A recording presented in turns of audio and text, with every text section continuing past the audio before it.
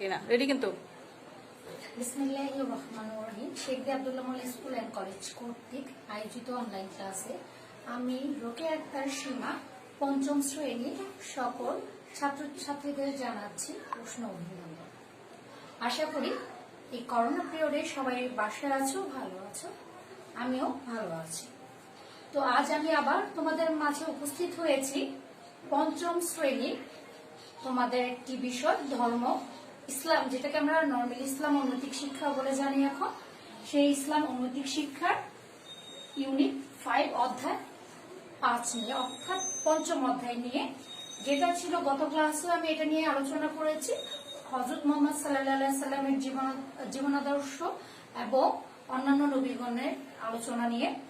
এর আগে একটু বলে নিতে চাই, আমি চতুর্থ অধ্যায়ে গুন্না পর্যন্ত ক্লাস করিয়েছিলাম, ওয়াকফ আর গুন্না লাস্ট ক্লাস ছিল। এরপরে আমাদের কিছু সূরা রয়েছে, সূরা ফিল, কুরাইশ, মাউন, কাউসার। নর্মালি ওগুলো নিয়ে ওইভাবে কোনো আলোচনা করিনি জন্য, কারণ বেসিক্যালি ওইখান থেকে তোমাদের শুধু আসবে সূরাগুলো কোথায় অবতীর্ণ হয়েছে, আয়াত সংখ্যা কত, এবং বাংলা অর্থগুলো। উচ্চারণ তো আসবে না, বাংলা অর্থগুলো আসবে।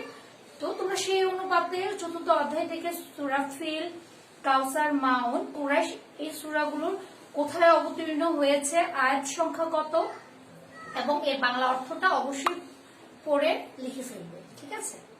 তো এই ছিল গত চতুর্থ অধ্যায়। এবং পঞ্চম অধ্যায়ে আমি গত ক্লাসে হযরত মুহাম্মদ সাল্লাল্লাহু আলাইহি সাল্লামের জন্ম পরিচয় নিয়ে, শৈশব ও কৈশোর এই সব নিয়ে আলোচনা করেছি, হাজরে আসওয়াদ নিয়ে আলোচনা করেছি। আজ আমি আলোচনা করব আরো হযরত মুহাম্মদ সাল্লাল্লাহু আলাইহি সাল্লামের জীবনাদর্শ বা হযরত মুহাম্মদ সাল্লাল্লাহু আলাইহি সাল্লামের বিবাহর বিষয়টা নিয়ে, ব্যবসায় দায়িত্ব গ্রহণ ও বিবাহ। হযরত মুহাম্মদ সাল্লাল্লাহু আলাইহি সাল্লাম ছিলেন একজন সৎ চরিত্রের ব্যক্তি, যিনি কখনো মিথ্যা বলতেন না, অন্যায়কে কখনো প্রশ্রয় দিতেন না, বরঞ্চ কিভাবে সেটাকে বুঝিয়ে সেই মানুষদেরকে ইসলামের পথে নিয়ে আসা যায় সবসময় সেইভাবে কাজ করেছেন। এই জন্যই তিনি একজন মহান ব্যক্তি হিসেবে পরিচিত ছিলেন, যার ফলে আজ আমরা আলোচনা করব হযরত মুহাম্মদ সাল্লাল্লাহু আলাইহি সাল্লাম খাদিজার ব্যবসায় যে দায়িত্ব গ্রহণ করেছেন এবং তার সাথে যে বিবাহ হয়েছে সেই আলোকপাত করব আমরা আজকে। হযরত খাদিজা রাদিয়াল্লাহু আনহা ছিলেন আরবের একজন বিখ্যাত ধনী এবং বিদুষী মহিলা। কে ছিলেন? হযরত খাদিজা রাদিয়াল্লাহু। হযরত খাদিজা রাদিয়াল্লাহু তার যেহেতু তিনি ধনী ছিলেন, তার প্রচুর ব্যবসা বাণিজ্যের ধনী হওয়ার কারণে তার আর্থিক অবস্থা খুব ভালো ছিল এবং তিনি তার ব্যবসা বাণিজ্য ব্যাপক হারে বৃদ্ধি করার ইচ্ছে ছিল এবং বৃদ্ধি হয়েছিল, এবং সে চেয়েছিল ব্যবসা বাণিজ্যগুলোকে একজন বিচক্ষণ এবং সৎ আদর্শ লোকের হাতে বুঝিয়ে দেওয়ার জন্য, যিনি তার ব্যবসায় পরিসর বৃদ্ধি করবেন এবং সততার সাথে ব্যবসা বাণিজ্য দেখাশোনা করবেন। ঠিক সেই অনুপাতে হযরত মুহাম্মদ সাল্লাল্লাহু আলাইহি সাল্লামকে তিনি তার ব্যবসার কাজ বুঝিয়ে দেন। সেই ব্যবসার কাজ নিয়ে যখন হযরত মুহাম্মদ সাল্লাল্লাহু আলাইহি সাল্লাম মক্কা থেকে সিরিয়া যান, সিরিয়া যাওয়ার পর সেখানে তিনি খুব ভালোভাবে ব্যবসা বাণিজ্যের কাজে করে সফলভাবে ফিরে আসেন, এবং সেখানে তার সাথে ছিলেন হযরত খাদিজা রাদিয়াল্লাহু তাআলার বিশ্বস্ত কর্মচারী মাইশা। তিনি যখন সিরিয়া থেকে ব্যবসা বাণিজ্য সফলতার সাথে ব্যবসা বাণিজ্য করে ফিরে এসেছেন, তখন মাইশার তার বিশ্বস্ত যে কর্মচারী মাইশা ছিলেন খাদিজা রাদিয়াল্লাহু তাআলা, সেই কর্মচারীর মুখে হযরত মুহাম্মদ সাল্লাল্লাহু আলাইহি সাল্লামের গুণ এবং তার কৃতিত্বের প্রশংসা শুনে তিনি, বিশেষ করে হযরত খাদিজা রাদিয়াল্লাহু তাআলা আনহা, হযরত মুহাম্মদ সাল্লাল্লাহু আলাইহি সাল্লামের প্রতি মুগ্ধ হয়ে যান বা তার কাজের প্রতি মুগ্ধ হয়ে যান, এবং সেই অনুপাতেই তিনি নিজেই তার বিয়ের প্রস্তাব দেন তার চাচা আবু তালিবের কাছে হযরত মুহাম্মদ সাল্লাল্লাহু আলাইহি সাল্লামের সাথে। তখন আবু তালিব, বিশেষ করে হযরত মুহাম্মদ সাল্লাল্লাহু আলাইহি সাল্লামের চাচা আবু তালিব, তিনি নিজে দাঁড়িয়ে থেকে বিয়ের সকল বন্দোবস্ত করেন এবং খাদিজা রাদিয়াল্লাহুর সাথে হযরত মুহাম্মদ সাল্লাল্লাহু আলাইহি সাল্লামের বিবাহ কার্য সম্পন্ন করেন। তখন হযরত মুহাম্মদ এখানে একটা জানার বিষয়, তখন হযরত মুহাম্মদ সাল্লাল্লাহু আলাইহি সাল্লামের বয়স ছিল মাত্র 25 বছর এবং খাদিজা রাদিয়াল্লাহু তাআলার বয়স ছিল 40 বছর। তাহলে 40 বছর ছিল খাদিজা রাদিয়াল্লাহু তাআলার বয়স, আর মহানবী সাল্লাল্লাহু আলাইহি সাল্লামের বয়স ছিল তখন 25 বছর। কিন্তু এই বয়স তাদের কাছে কোনো প্রধান বাধা ছিল না বা প্রধান সমস্যা ছিল না। তার দাম্পত্য জীবনে খুব সুখের ছিল এবং সুখী শান্তিতে তারা পরবর্তী জীবন অতিবাহিত করে থাকে। এরপর হযরত মুহাম্মদ সাল্লাল্লাহু আলাইহি সাল্লামের দিনের বিশেষ করে ইসলাম নিয়ে কাজ শুরু করেন, দিন নিয়ে কাজ শুরু করেন। হযরত মুহাম্মদ সাল্লাল্লাহু আলাইহি সাল্লাম দেখলেন যে মানুষ দিন দিন পাপ কাজে লিপ্ত হয়ে যাচ্ছে, অন্যায় করছে, প্রতিবাদ ওইভাবে প্রতিরোধও করা যাচ্ছে না, এবং তিনি ভাবতে লাগলেন এবং তার ভাবনা দিন দিন তার বয়সের সাথে আরো বৃদ্ধি হতে থাকলো। এবং তিনি আরো দেখতে পাচ্ছেন যে মানুষ মূর্তি পূজা এবং কুসংস্কারে লিপ্ত হয়ে যাচ্ছে, এবং সেই সাথে নানা দুঃখ কষ্ট মানুষের জীবন কি হচ্ছে জর্জরিত হয়ে যাচ্ছে, যার ফলে মানুষ তার কি হচ্ছে স্রষ্টাকে ভুলে যাচ্ছে, বিভিন্ন শিরক কাজগুলোতে লিপ্ত হয়ে যাচ্ছে। এবং সেই থেকে তিনি সেই চিন্তা মগ্ন বা ধ্যান থেকে তিনি কি করতেন, বাড়ি থেকে 3 মাইল দূরে নির্জন হেরা পর্বত নামক গুহায় ধ্যান করতে শুরু করলেন। দেখা যায় মাঝে মাঝে ধ্যান 2-3 দিনও পার হয়ে যেত। এমন করতে করতে কিছুদিন দেখা গেল যে একটা দীর্ঘ সময় তিনি ধ্যানে মগ্ন হয়েছিলেন, এবং সেই ক্ষেত্রে দেখা গেল ধ্যানে মগ্ন থাকতে থাকতে 40 বছর বয়সে রমজান মাসের কদরের রাতে তার উপর নাজিল হলো কোরআন শরীফ। আমরা যাকে বলি হযরত মুহাম্মদ সাল্লাল্লাহু আলাইহি সাল্লাম 40 বছর বয়সে নবুয়ত লাভ করেন। সেই নবুয়ত হচ্ছে কোরআন শরীফটা, সম্পূর্ণ কোরআন শরীফটা তার উপর নাজিল হয়। এটা আমরা বিশেষ করে সবাই জেনে থাকি।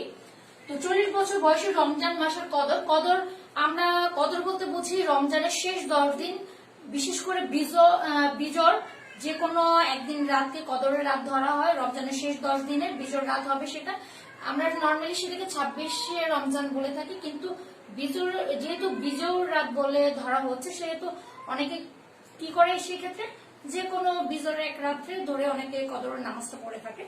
তো আমরা সেই ক্ষেত্রে না যাই, কিন্তু আমাদের এতটুকু জানতে হবে সেটা ছিল বিজর রাত, বিশেষ করে 26 রোজার রাতটাকে আমরা বেসিক্যালি ধরে থাকি কদরের রাত হিসেবে। তো সেই 40 বছর বয়সে তিনি নবুয়ত লাভ করেন, তার উপরে কোরআন নাজিল হয়, এবং সেই হেরা গুহার আধার গুহাটা আলোকিত হয়ে উঠল। তিনি যখন খুব ধ্যানে মগ্ন ছিলেন হযরত মুহাম্মদ সাল্লাল্লাহু আলাইহি সাল্লাম, তখন এই ধ্যানে মগ্ন থাকা অবস্থায় গুহাটা আলোয় আলোকিত হয়ে উঠল। তখন ফেরেশতা জিবরাইল আলাইহিস সালাম মহান বাণী সেই ওহী নিয়ে হাজির হলেন হযরত মুহাম্মদ সাল্লাল্লাহু আলাইহি সাল্লামের উপর। মহানবী সাল্লাল্লাহু আলাইহি সাল্লাম মহানবী সাল্লাল্লাহু আলাইহি সাল্লামকে লক্ষ্য করে বললেন, কে বলেন? জিবরাইল আলাইহিস সালাম, যে ইকরা পড়ুন। তিনি মহানবী সাল্লাল্লাহু আলাইহি সাল্লামকে সূরা আলাকে প্রথম 5 আয়াত তার উপর প্রথম পাঠ করে শোনালেন তাকে। তো প্রথম নাজিল হয় সূরা আলাকের প্রথম 5 আয়াত। জিবরাইল আলাইহিস সালাম হযরত মুহাম্মদ সাল্লাল্লাহু আলাইহি সাল্লামকে প্রথমে এসে সেটা পাঠ করে শোনা। তো প্রথম 5 আয়াতটা কি ছিল আমরা একটু দেখি। প্রথম আয়াতটা ছিল ইকরা বিসমি রাব্বিকাল্লাযী খালাক, অর্থাৎ পাঠ করুন আপনার প্রতিপালকের নামে যিনি সৃষ্টি করেছেন। খালাকাল ইনসানা মিন আলাক, যিনি সৃষ্টি করেছেন মানুষকে আলাক, অর্থাৎ এতে থাকা বস্তু থেকে। 3 নাম্বার ইকরা ওয়া রাব্বুকাল আকরাম, অর্থাৎ পাঠ করুন আপনার প্রতিপালক তো মহিমান্বিত। আল্লাযী আল্লামা বিল কালাম, যিনি শিক্ষা দিয়েছেন কলমের সাহায্যে। আল্লামা ইনসানা মালাম ইয়ালাম, অর্থাৎ শিক্ষা দিয়েছেন মানুষকে যা সে জানতো না। তো এই ছিল সূরা আলাকের 5টা আয়াত। এই 5টা আয়াত দেখা যাচ্ছে যে অনেক ক্ষেত্রে পরীক্ষায় আসে যে সূরা আলাকের উচ্চারণটা তো ওইভাবে আসে না, সূরা আলাকের আয়াত সংখ্যা কত এবং এর বাংলা অর্থটা লিখো। তো এই হলো অর্থটা। শিক্ষার্থী বন্ধুরা, অবশ্যই তোমরা আয়াতটা ভালোভাবে মুখস্থ করে ফেলবে এবং কত বছর বয়সে তার উপর নবুয়ত হযরত মুহাম্মদ সাল্লাল্লাহু আলাইহি সাল্লাম নবুয়ত লাভ করেন, ঠিক আছে? এই ধরনের কোশ্চেন হতে পারে যে কে তার কাছে প্রথম ওহী নিয়ে এসেছিলেন, হযরত জিবরাইল আলাইহিস সালাম। এই ছিল কথা। তো তারপরে এরপরে দেখা যাচ্ছে যে যখন তার উপরে এগুলো পাঠ করা হলো, নবীজি তখন সেই ক্ষেত্রে সব কথা এসে খাদিজা রাদিয়াল্লাহু তাআলার কাছে বললেন, বিশেষ করে এই ধ্যান থেকে ফিরে বাসায় আসার পরে। তখন হযরত মুহাম্মদ সাল্লাল্লাহু আলাইহি সাল্লাম যখন খাদিজা রাদিয়াল্লাহুকে এই কথাগুলো জানালেন, তখন খাদিজা রাদিয়াল্লাহু বললেন, খাদিজা রাদিয়াল্লাহু যখন কথাগুলো সব ভেঙে বললেন যে ওইখানে এই অবস্থা হয়েছে, তখন হযরত মুহাম্মদ সাল্লাল্লাহু আলাইহি সাল্লাম বললেন যে আমাকে বস্ত্রাবৃত মানে বস্ত্র দিয়ে ঢেকে দাও এবং আমি আমার জীবনের আশঙ্কা করছি। তখন খাদিজা রাদিয়াল্লাহু তাআলা আনহা হযরত মুহাম্মদ সাল্লাল্লাহু আলাইহি সাল্লামকে সান্ত্বনা দিলেন এবং বললেন যে আল্লাহ তাআলা আল্লাহ পাক আপনার কোনো অনিষ্ট করবেন না, কারণ আপনি কখনো কারো ক্ষতি করেননি, সবসময় সবার ভালো চেয়েছেন, সবসময় সবার বিপদের পাশে দাঁড়িয়েছেন, আপনার অবশ্যই কোনো প্রকার অনিষ্ট হবে না। তো এই থেকে বোঝা গেল যে হযরত মুহাম্মদ সাল্লাল্লাহু আলাইহি সাল্লামের উপর নবুয়ত লাভের আগে থেকেই তিনি ছিলেন নির্মল ও সুন্দর জীবনযাপনধারী বা জীবনযাপন করতেন। তিনি ছিলেন সমগ্র মানব জাতির কি আদর্শ মানুষ। তো এরপরে হযরত মুহাম্মদ সাল্লাল্লাহু আলাইহি সাল্লাম কি করলেন? ঈমানের দাওয়াত দেওয়া শুরু করলেন। কি করলেন? সে এরপরে ঈমানের দাওয়াত দিলেন, ঈমানের দাওয়াত।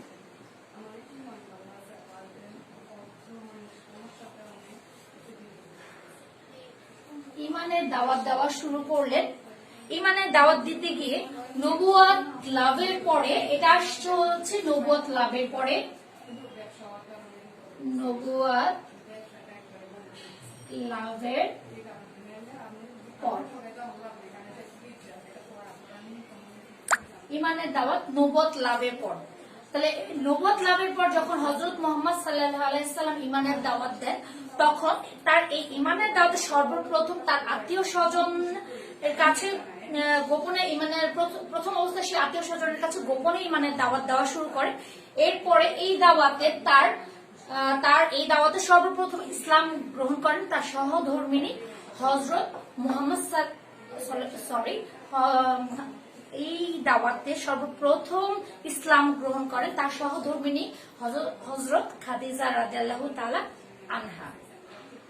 এবং এখানে একটা কথা বলে রাখি, হযরত খাদিজা রাদিয়াল্লাহু তাআলা জীবিত থাকা অবস্থায় হযরত মুহাম্মদ সাল্লাল্লাহু আলাইহি সাল্লাম কিন্তু আর বিয়ে করেননি, তিনি মারা যাওয়ার পর পরবর্তীতে বিয়ে করেন। কিন্তু তিনি জীবিত থাকা অবস্থায় হযরত মুহাম্মদ সাল্লাল্লাহু আলাইহি সাল্লাম আর বিয়ে করেন। তো তার তিনি যখন আত্মীয় স্বজনের নিকট গোপনে দাওয়াত দেওয়া শুরু করেন, তখন তার এই দাওয়াতে সর্বপ্রথম ইসলাম গ্রহণ করেন কে? হযরত খাদিজা রাদিয়াল্লাহু তাআলা। এবং এর পরবর্তীতে ইসলাম গ্রহণ করেন হযরত আলী রাদিয়াল্লাহু তাআলা, ইবন হারিসা রাদিয়াল্লাহু, এরপর ইসলাম গ্রহণ করেন যায়েদ ইবনে হারিসা রাদিয়াল্লাহু তাআলা। এবং পরবর্তীতে দেখা যায় পরিবারের বাইরে বয়সপ্রাপ্ত ইসলাম গ্রহণ করেন হযরত আবু বকর রাদিয়াল্লাহু তাআলা। হযরত আবু বকর রাদিয়াল্লাহু তাআলা ছিলেন হযরত মুহাম্মদ সাল্লাল্লাহু আলাইহি সাল্লামের ঘনিষ্ঠ বন্ধু। এইভাবে তিনি করেন ইসলামের দাওয়াত দিতে থাকেন এবং সেই পরিসরে দেখা যায় যে তার এই কথা মূর্তি পূজারীরা জেনে যায় এবং তাকে বিভিন্নভাবে বাধা বিপত্তি করে থাকে। তখন হযরত মুহাম্মদ সাল্লাল্লাহু আলাইহি সাল্লাম বলেন, তাদের উদ্দেশ্য করেই বলেন যে আমার এক হাতে চাঁদ এবং অন্য হাতে যদি সূর্য এনে দিলেও, আমার এক হাতে সূর্য অথবা অন্য হাতে চাঁদ এনে দিলেও আমি এই সত্য প্রচার থেকে বিরত থাকবো না।